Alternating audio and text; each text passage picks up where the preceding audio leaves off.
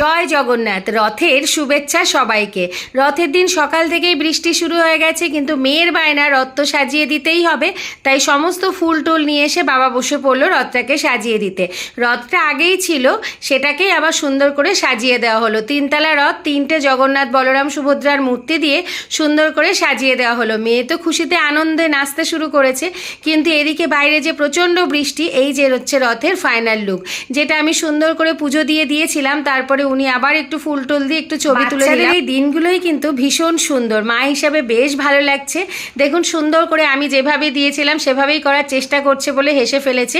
এই যে ও সেজেগুজে একদম রেডি, রথ নিয়ে বেরিয়ে পড়লো। বাবা একটু টেনে রাস্তায় পার করে দিল।